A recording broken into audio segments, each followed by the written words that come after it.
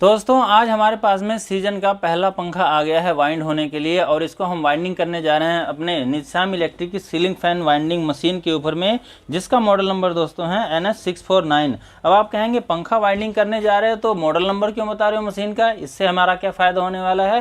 दोस्तों मैं ये वीडियो उन लोगों के लिए बना रहा हूँ जो भाई हमसे अक्सर पूछा करते हैं कि भाई साहब हम अगर निशाम इलेक्ट्रिक की सीलिंग फैन वाइंडिंग मशीन लेते हैं, चाहे किसी भी मॉडल का लें, तो उसको हमें चलाने के लिए किससे सीखना पड़ेगा, कौन हमें उसको चलाना सिखाएगा, कैसे हम उसको चला पाएंगे। दोस्तों आज की इस वीडियो के अंदर मैं आप लोगों को यही बताने जा रहा हूं कि आपको इस मशीन को चलाने के लिए किसी से भी सीखने की कोई भी जरूरत नहीं है, क्योंकि जैसे ही आप इस मशीन को खरीदते हैं वैसे ही आपके पास में इसको चलाने का, इसको इस्तेमाल करने का ज्ञान भी आपके अंदर अपने आप उतर जाता है। अब आपको मेरी ये बातें मजाक लग रही होंगी, लेकिन अगर आप हमारी वीडियो ये देखेंगे तो आपको सच में इसका अनुभव होएगा कि इस मशीन को चलाने के लिए हमें कुछ भी सीखने की किसी से जरूरत ही नहीं है। वास्तव में सही बात है कि इसका ज्ञान हमें अपने आप ही हो जाता है जैसे हमारे सामने ये आती है। दोस्तों चलिए शुरू करते हैं वीडियो को और जानते हैं कि ये मशीन आखिर हम कैसे चला सकते हैं, कैसे इस्तेमाल कर सकते हैं, कैसे हमारे लिए बहुत ज़्यादा आसान है और अगर हमें इसको मंगाना है तो बहुत ही बढ़िया प्राइस में और बहुत ही आसानी से सुरक्षित रूप से हम इसको कैसे मंगवा सकते हैं अपने दुकान पर इसको इस्तेमाल करने के लिए। तो दोस्तों सब कुछ बताएंगे इस वीडियो के अंदर। पहले आपको बताते हैं कि इसको इस्तेमाल कैसे करते हैं, इसको चलाते कैसे हैं, इसकी डाई वगैरह कैसे सेट करते हैं। आज तक हमने नहीं बताया है और लोगों ने बताया होगा, मुझे नहीं लगता आप लोगों के समझ में आया होगा, जब भी तो आप मुझसे पूछते हो ना। तो चलो आ जाओ शुरू करते हैं और आपको बताते हैं।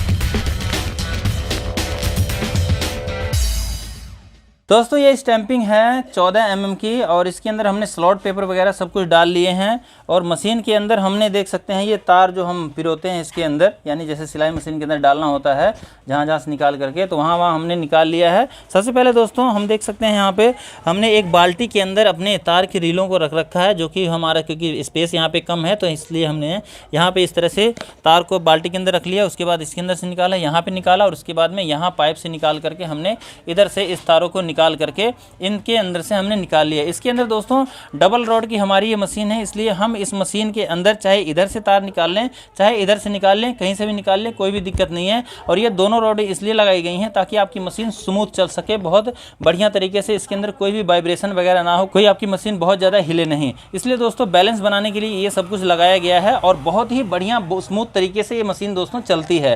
दोस्तों इस पंखे को हम इसके अंदर वाइंडिंग करने जा रहे हैं। इससे पहले हमने इसके अंदर 12+12 का स्टैंपिंग वाइंडिंग किया है। ये जो डाई इसके अंदर लगी है आप देख रहे हैं ये 12+12 की है। तो दोस्तों इसकी सेटिंग अलग होती है और अभी जो हम पंखा वाइंडिंग करने जा रहे हैं ये हमारा दोस्तों 14+14 का है, तो इसकी सेटिंग कुछ अलग होगी। तो दोस्तों अब उसको हटा करके इसकी सेटिंग कैसे किया जाएगा है, इसी तरह से दोस्तों 16+16 की अगर आपको सेटिंग करनी है तो उसकी भी आप ऐसे ही कर सकते हैं और 12+12 है तो आपको करने की जरूरत ही नहीं है। लेकिन दोस्तों जब आप नई मशीन लेंगे तो आपको एक बार तो उसकी सेटिंग करनी पड़ेगी ऊपर नीचे से। तो इस पंखे की वाइंडिंग के दौरान ही वो सारी जानकारी प्राप्त हो जाएगी आपको कि कैसे अगर हमारे पास में कभी नई मशीन हम लेते हैं तो उसकी सेटिंग हमें पहली बार कैसे करना है ये आपको अभी पता चल जाएगा। तो चलिए दोस्तों सबसे पहले क्या करना है दोस्तों, आपको ये जो हमारा स्टैंड होता है ये आगे पीछे हो जाता है इस तरह से, है बहुतों में इस तरह से हैंडल लगा हुआ होता है, इसके अंदर ये इस प्रकार से आगे पीछे हो जाता है। ठीक है, तो इसको आगे पीछे कर देना थोड़ा सा हमें और उसके बाद में ये जो हमारा नट होता है यहाँ से इसको हमें इस तरह से खोल लेना है और खोलने के बाद में ये जो पीछे वाला हिस्सा है हमें इस तरफ में करना है और यहाँ पे देखिए यहाँ पे स्प्रिंग लगा हुआ है, इधर से आपको एक ही बार केवल इस तरह से प्रेस करके इसके अंदर लगाने की ज़रूरत है और उसके बाद में हमें इसको इसके बराबर में लाना है। ये जो हमारा फर्मा होता है इसके बराबर में हमें लाना होता है, तो इसको हम यहाँ से नट को खोल करके ऐसे बराबर में ले आते हैं। तो इस तरह से दोस्तों हमारा ये बराबर में आ जाता है। अब देखिए इसके अंदर कितना गैप होना चाहिए है। अभी तो यह फर्मा यहाँ पे लगा हुआ है और इसकी जो पत्ती है ये हमने यहाँ पे देख सकते हैं मतलब कस रखा है। पहले जब आती है हमारे पास में तो ये अलग अलग होता है, तो एक बार हमें इसके अंदर लगाना होता है, तो ये भी अलग होता है, ये भी हमारा अलग होता है। दोस्तों इस मशीन की डाइयों को सेट करना कैसे बहुत ज़्यादा आसान है। अब इसको हम आपको बताते हैं। दोस्तों सिंपली क्या करना है, जैसे हमारा ये बराबर में आ जाता है तो हमें ये देखना है कि ये सुराग जो है कि इसके अंदर जो हमारा लीड निकालने का सुराग होता है ये जहाँ पे है, तो वहाँ पे हमें इसके सामने से नहीं बल्कि एक दो सलाटें हमें यहाँ से छोड़ देना होता है और उसके बाद में इस तरह से इसको यहाँ पे ऐसे इस प्रकार से ऐसे लगाना होता है इसके अंदर, ठीक है। यहाँ पे एक खांचा होता है, मैं भी आपको खोल के दिखाऊंगा, है उसके अंदर ऐसे फंस जाता है, क्योंकि ये दोस्तों ये बाहर वाले यानी रनिंग की कॉयल का हमारा फर्मा लगा हुआ है, इसलिए पूरा अंदर तक नहीं जा रहा है। अब इसके अंदर हमें स्टार्टिंग का फर्मा लगाना है 14+14 का, और ये 12+12 का है। क्या फ़र्क होता है 12+12 में? क्योंकि दोस्तों 12+12 की डाई के अंदर जब आप लगाएंगे, इस्तेमाल करेंगे, तो देखिए स्लॉट हमारी पूरी बंद हो जा रही है, ठीक है। देख सकते हैं, यहाँ से देख सकते हैं आप, यहाँ पे हमारी जो स्लॉट है पूरी तरह से बंद हो जा रही है। अगर इसके अंदर तार डालेंगे तो तार हमारा जाएगा नहीं। मैं आपको डाल के दिखाता हूँ, देखिए इस तरह से अगर हम इसके तार को यहाँ पे डालते हैं तो देखिए यहाँ पे हमारा ये तार रुक जा रहा है, देखिए यहाँ पे हमारा तार ये रुक जा रहा है। तो इससे छोटी डाई होती है जो हमारी 14+14 की होती है, तो इसको निकाल करके हम उसे लगाएंगे। तो इस तार को हम दोस्तों यहाँ पे अभी हटा देते हैं और इसको हम पीछे कर देते हैं ऐसे। और उसके बाद में दोस्तों अब देखिए कितना आसान है इसकी डाइयों को सेट करना। ये तो हमने बताने में आपको इतना समय लग गया ताकि आप आसानी से अपनी मशीन को इस्तेमाल कर पाएँ नया लेने के बाद में, हैं। अब देखिए इस डाइयों को निकाल करके इसको दोबारा से सेट करना, दूसरी डाई को सेट करना कितना आसान है। तो देखिए सिंपली क्या करना होता है, ये जो आपको 2 नट दिखाई दे रहे हैं, तो इन नटों को दोस्तों सिंपली आपको अपने हाथों से ही खोलना है। इसके अंदर चाबी वगैरह लगाने की आपको बिल्कुल भी ज़रूरत नहीं है। सिंपली आपको क्या करना है, इस तरह से अपने हाथों से, हल्के हाथों से ही मतलब कसना होता है, हल्के हाथों से खोलना होता है और आराम से इसको इस तरह से निकाल लेना होता है। अगर ना निकले थोड़ा सा और खोल लीजिए, ऐसे 2 चूड़ी है। उसके बाद में इस तरह से आपका जो फर्मा है दोस्तों ये निकल जाता है। देख सकते हैं ये हमारा जो फर्मा है ये आपका 6 नंबर का फर्मा है। देखिए ये 6 नंबर का फर्मा है। ये तो 6 नंबर का फर्मा दोस्तों हमारी जो निज़ाम इलेक्ट्रिक के साथ में, मशीन के साथ में मिलती है, ये हमारी 12+12 वाले की है। और इसके अंदर देख सकते हैं बहुत सारी डाइयाँ हैं। अब इसके अंदर हमें 14+14 वाले की डाई देखनी है। तो ये 2 नंबर की जो डाई है दोस्तों ये हमारी 14+14 वाले की है, ठीक है। तो 14+14 वाले की है, तो ये कैसे पता चलेगा? तो इसको दोस्तों हम इस तरह से रख करके इसके ऊपर हम ऐसे देख सकते हैं। देखिए ऐसे रखने के बाद में हमारा यहाँ पे कुछ जगह बच जाता है तार को अंदर जाने का। देखिए इधर से बच जाता है और इधर से भी जगह बच जाती है हमारी, ठीक है, इधर से हमारी जगह बच जाती है। तो इस तरह से दोस्तों आपको चेक कर लेना है कि क्या हमारी जो डाइयाँ हैं ये इसके बराबर पूरा आ रही हैं या नहीं, ठीक है। तो यहाँ पे बराबर जब आने लग जाएं, आपको पता चल जाए, तो सिंपली आपको क्या करना है, इन डाइयों को लेना है ऐसे हाथ में अपने, और हाथों में लेकर के सिंपली आपको इसके अंदर इस तरह से एक को इधर से लगाना है और दूसरे वाले को इस तरफ से लगाना है। आप एक एक करके भी लगा सकते हैं, अब यहाँ से लगाना है। और देखिए मैं इसलिए बता रहा हूँ आपको दोनों एक साथ लगा, कि देखिए कितना आसान है कि मतलब एक ही बार में दोनों डाइयाँ आप सेट कर सकते हैं, क्योंकि इसके अंदर एक खांचा होता है, यहाँ पर एक सुराग होता है इस जगह पर। मैं आपको खोल करके दिखाता हूँ। देखिए यहाँ पे हम आपको दिखाते हैं। देखिए ये जो आपको ये नट दिखाई दे रहा है छोटा सा, ये क्या होता है कि यहाँ एक जगह तो हमारा यहाँ पे फंस जाता है और एक हमारा यहाँ पे फंस जाता है। जैसे कि ये जो कट है इसके अंदर, देखिए हमारी डाई है जो इसके अंदर, ये जो कट है ये तो हमारा यहाँ पे फंस जाता है, और इस जगह पे दोस्तों हमारा ये जो सुराग है वो घुस जाता है, जो कि दोस्तों हमारी डाई बिल्कुल वहीं पे फिट हो जाती है, सेट हो जाती है, ठीक है। तो सिंपली दोस्तों हमें क्या करना होता है, इस तरह से लगा करके सिंपली इसको यहाँ पे ऐसे लगा देना होता है। और लगाने के साथ ही दोस्तों हमारा ये जो सीलिंग फ़ैन का स्टैंपिंग का जो फर्मा है वो सेट हो गया। अब आपको इसके अंदर और कुछ भी ऊपर नीचे आगे पीछे करने की ज़रूरत नहीं है। सिंपली आपको अब इसके अंदर जैसे सुराग हमने आपको बताया था, लीड जहाँ से आपको निकालनी वहाँ पे अपना लगा दीजिए, और उसके बाद में आप इसको इस तरह से इसके अंदर देख लीजिए, मतलब इसके अंदर आराम से आ जाए, ठीक है। इस तरह से आपको करके आपको ऐसे थोड़ा सा ऊपर नीचे कर लेना है और उसके बाद वापस से ऐसे कर देना है। अब इसके अंदर दोस्तों जब आप तार डालेंगे ये वाला, तो तार आपका आराम से इसके अंदर चला जाएगा, ठीक है। मैं आपको डाल के दिखाता हूँ। पहले आपको जब भी मतलब फर्मा सेट करते हैं पहली बार में, तो आपको एक बार इस तरह से, जैसे मैं कर रहा हूँ वैसे आपको एक बार इस तरह से तारों को एक बार अपने हाथ से ही डाल करके देख लेना है कि आपका जो तार है अंदर जा रहा है कि नहीं। तो देख सकते हैं दोस्तों अब कहीं पर भी ये रुक नहीं रहा है, ठीक है। यहाँ से तार हमारे जो जाती है, देखिए यहाँ पे तार जाती है, नीचे से भी और ऊपर से भी, दोनों जगह से हमारा तार जाने का रास्ता बन गया है। तो इस तरह से दोस्तों हमारे ये जो फर्मा है तुरंत ही सेट हो जाता है, एक बार में ही बस इसको लगा दिया और सेट हो गया। अब इससे ज़्यादा आपको और भी कुछ सीखने की ज़रूरत नहीं है, बस आपको अब ये पता होना चाहिए कि आपको इसके अंदर टर्नें कितनी डालनी है, ठीक है। ये टर्नें आपको कितनी डालनी है, ये आपको इनकी एक बुक आती है इसके अंदर, मैं आपको वो भी दिखाता हूँ अभी, ठीक है। इसके अंदर ही वो बुक है, देखिए यहाँ पे इसके अंदर में हम देखते हैं। तो यहाँ पे देखिए इन्होंने कई सारी जब मशीन देते हैं तो यहाँ पे मोटर वाइंडिंग की अपनी जो पंपलेट है इसके अंदर इन्होंने दिया हुआ है, और यहाँ पे सभी कंपनियों की मोटर का वाइंडिंग का जो डाटा है पंखों का वो भी यहाँ पे इन्होंने दे रखा है, ठीक है। टेबल फ़ैन की वाइंडिंग का डाटा, हालांकि टेबल फ़ैन इस मशीन से वाइंडिंग नहीं होता, लेकिन टेबल फ़ैन का भी आपको यहाँ पर डाटा मिल जाता है कि कैसे आपको उनकी वाइंडिंग करके उनको मतलब कंप्लीट तरीके से तैयार कर लेना चाहिए। दोस्तों वाइंडिंग का डाटा की भी आपको टेंशन लेने की ज़रूरत नहीं है, सिंपली आपको इस मशीन को केवल ख़रीदना है और उसके लिए आप हमारी वेबसाइट पर भी विजिट कर सकते हैं और दिए गए नंबर पर कॉल भी कर सकते हैं। दोस्तों अब हमें इस मशीन के अंदर टर्नें डालनी है। टर्नें वगैरह कैसे सेट करनी होती है ये भी मैं आपको दिखा देता हूँ। उसके लिए आपको आना पड़ेगा हमारे मीटर के पास में, ठीक है। उसके लिए हमारा ये बटन यहाँ से एक ऑन हो जाता है। हमारे प्लग को लगाने के बाद ही इसके अंदर देखिए हमने यहाँ पे नीचे में ये छोटा सा प्लग लगा रखा है वहाँ पे, ठीक है। तार का प्लग हमारे बोर्ड के अंदर लगा रखा है, ये तार इसके अंदर से गई हुई है, ठीक है। तो ये हमारी लाइन इसके अंदर आ जाती है। अब इसके अंदर देखिए कुछ एक बटनें हैं, ठीक है। ये हमारी ऑन ऑफ की बटन है हमारी, और उसके बाद में ये स्टार्ट स्टॉप के बटन है। और उसके बाद दोस्तों यहाँ पे भी स्टार्ट स्टॉप के बटन है, मतलब एक ही बटन से आपका स्टॉप भी हो जाएगा और स्टार्ट भी हो जाएगा। रिवर्स फॉरवर्ड यहाँ से आपको दिखाता रहेगा रिवर्स चलेगा कि फॉरवर्ड चलेगा। और ये जो हमारी दोस्तों है कि काउंटिंग को सेट करने की बटन है दोनों हैं, यानी कि इससे चाहे तो टर्नें बढ़ा सकते हैं और या तो चाहे तो इससे टर्नें आप कम भी कर सकते हैं। जितना आपको कम करना है, जितना ज़्यादा करना है, ये आप कर सकते हैं। और यहाँ पे दोस्तों जब मशीन आपकी चलेगी तो यहाँ पे सारी गिनती जो इतना यहाँ पे आपने सेट कर रखा हो उतना यहाँ पे काउंट हो जाएगा, गिनती हो जाएगी पूरी, ठीक है। दोस्तों इस तरह से हमारी ये मशीन के अंदर टर्नों की सेटिंग की जाती है। अभी हमें इस पंखे के अंदर कितनी टर्नें डालनी है? तो दोस्तों ये हमारा जो स्टैंपिंग है दोस्तों, ये 14 + 14 की 14 mm की स्टैंपिंग है। तो 14 mm की स्टैंपिंग के अंदर दोस्तों हम टर्नें डालने वाले हैं 350 टर्नें स्टार्टिंग के अंदर हम डालेंगे दोस्तों, और 410 टर्नें डालने वाले हैं हम रनिंग के अंदर, ठीक है।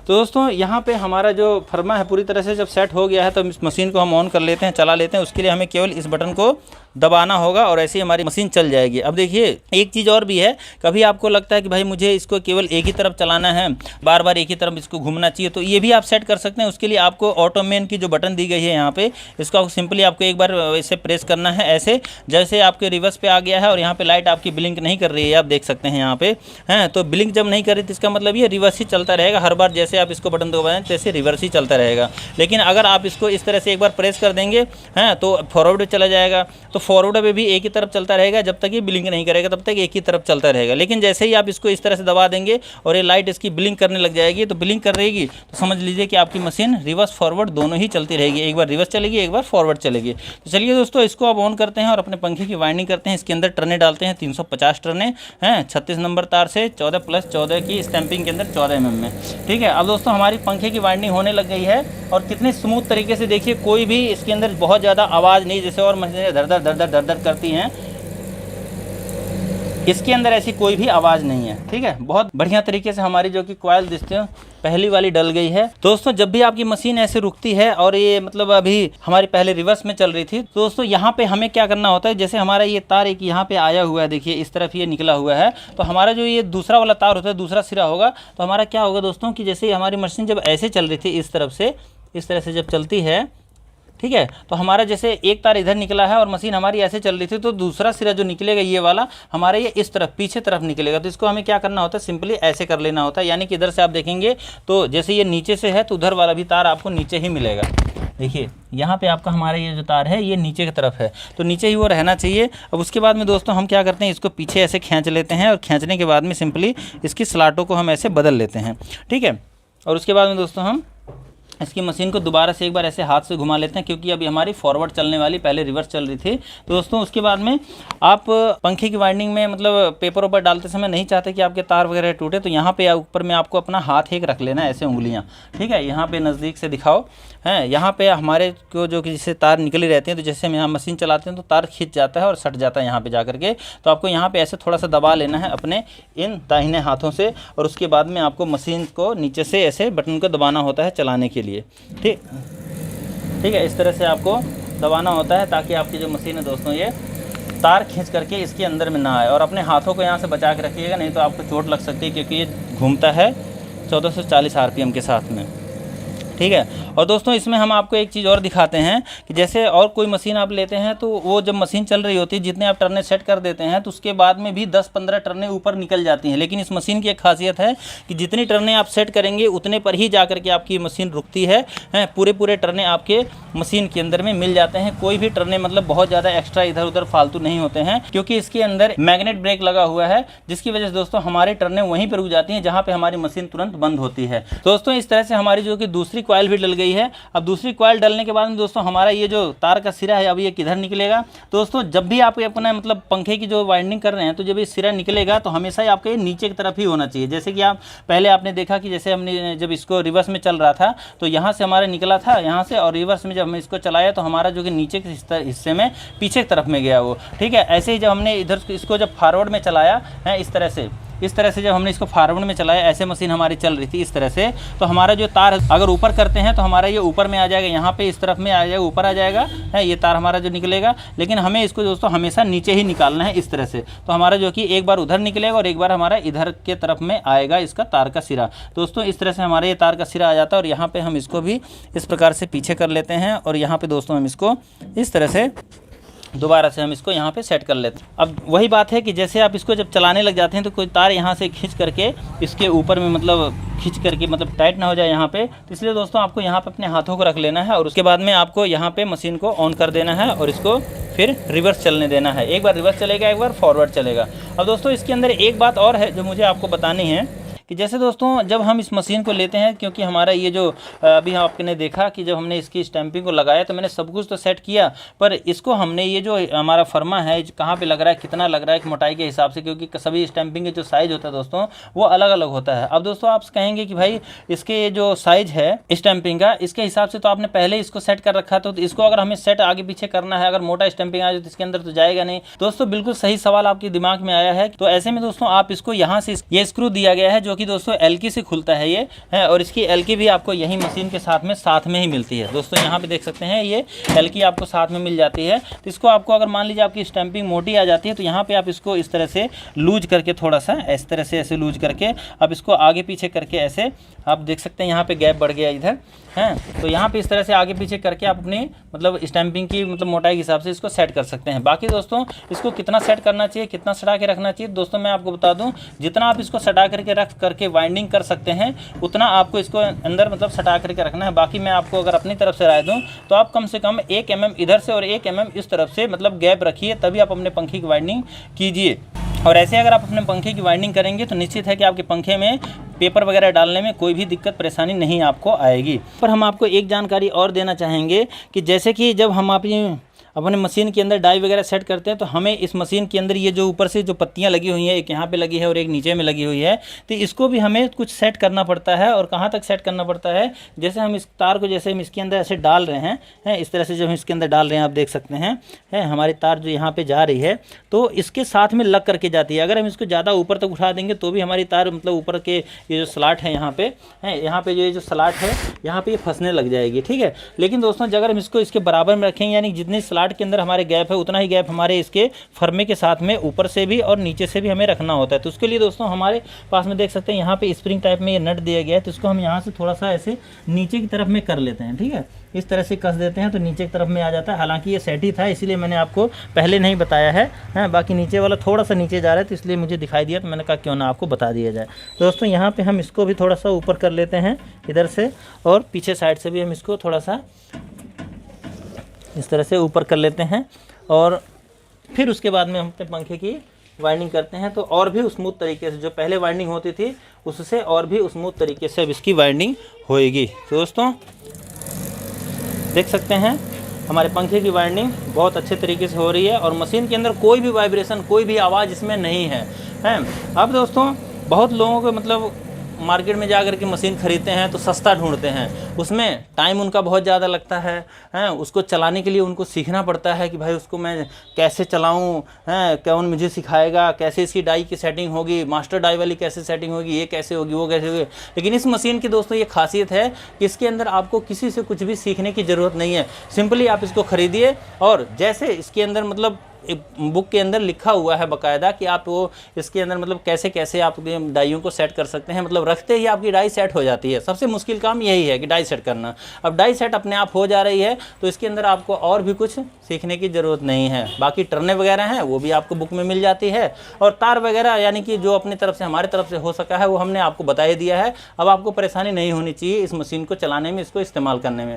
दोस्तों अब अगर आप इस मशीन को मंगाना चाहते हैं तो इसके लिए आपको कहीं पर भी जाने की ज़रूरत नहीं है। है, कहीं पे ढूंढने की जरूरत नहीं है, क्योंकि ये मार्केट में लोकल जो मशीनें बेचते हैं उनके पास में ये मशीनें नहीं मिलती हैं, क्योंकि दोस्तों वो अपनी मशीन लोकल बना करके बेचते हैं, जिससे वाइंडिंग करने में लोगों के पसीने छूट जाते हैं और पंखे की वाइंडिंग भी ठीक प्रकार से नहीं हो पाती है। एल्युमिनियम चलाना है तो वो नहीं चल पाते हैं, लेकिन इस मशीन के ऊपर दोस्तों कॉपर एल्युमिनियम दोनों को आप चला सकते हैं और इसके अंदर 3 डाइयां तो मिलती हैं आपको साथ में। इसके अलावा अगर आप और डाई लेना चाहते हैं हाई स्पीड वाले पंखे की, तो उसकी भी डाई आप अलग से इनसे मंगवा सकते हैं, जो कि आपको इसी मशीन से आप अपने हाई स्पीड वाले पंखे की भी वाइंडिंग कर सकते हैं। अब दोस्तों बहुत लोगों को ये मतलब शक होता है कि भाई साहब हम इसको मंगवाएंगे तो क्या कैश ऑन डिलीवरी में मिल जाएगी? दोस्तों मैं आपको बता दूं, कैश ऑन डिलीवरी में आपको फैक्ट्री से नहीं मिलेगी, और अगर आप फैक्ट्री से कैश ऑन डिलीवरी में आप मंगवाते हैं तो आपको कम से कम 3000 रुपए एक्स्ट्रा खर्च करने होंगे। इसलिए दोस्तों आपके पैसे फालतू ना लगे, इसलिए कंपनी कहती है कि आप प्रीपेड में इसको मंगवाएं, यानी कि पेमेंट पहले कर दें, जिससे कि आपको ये प्रोडक्ट सस्ता पड़े। और इसमें कारण ये होता है दोस्तों, ये जो 3000 रुपए आप देते हैं ये कंपनी के पास में नहीं जाता कि कंपनी आपके ऊपर जुर्माना लगा दी कि भैया आप कैश ऑन डिलीवरी आपने मंगाया है। ये जो कंपनी है पैसे ला करके हैंडल करती है, देती है, उनका ये हैंडलिंग चार्ज होता है। वो कोरियर कंपनी केवल पैसे ले करके देने के 3000 रुपए ले लेती है। इसलिए अगर आप अपना फायदा चाहते हैं तो आप प्रीपेड में ही इसको ऑर्डर करें। और इसको ऑर्डर करने के लिए अगर आपको कंपनी के ऊपर कोई शक लगता है कि भैया पता नहीं मेरा क्या हो जाए क्या नहीं, वाले से तो कुछ नहीं होगा, मेरा विश्वास है, मैंने खुद कई सारी मशीनें मंगा करके बेच चुका हूं इनकी हैं, तो आप भी इनसे मतलब विश्वास के साथ में पैसे पेमेंट करके आप इनसे मंगवा सकते हैं, कोई दिक्कत नहीं है। और अगर आप चाहें तो कुछ ही दिनों के अंदर हमारी वेबसाइट के ऊपर भी आप विजिट करके आप पता कर लीजिएगा, आपको हमारी वेबसाइट पे भी ये मशीनें मिल जाएंगी। जल्द ही निशाम इलेक्ट्रिक की सारी मशीनें आपको हमारी वेबसाइट के ऊपर अवेलेबल होंगी, मिल जाएंगी, आप वहां से भी ऑर्डर करके आप अपनी मशीनों को मंगा सकते हैं। तो दोस्तों कैसी लगी आपको हमारी जानकारी, हमारी ये वीडियो मुझे कमेंट करके जरूर बताइएगा, और इसी तरह की वीडियो इसी तरह की जानकारी के लिए हमारे चैनल को भी सब्सक्राइब कर लीजिएगा। चलिए मिलते हैं नेक्स्ट वीडियो में, तब तक के लिए नमस्कार, जय सिया राम।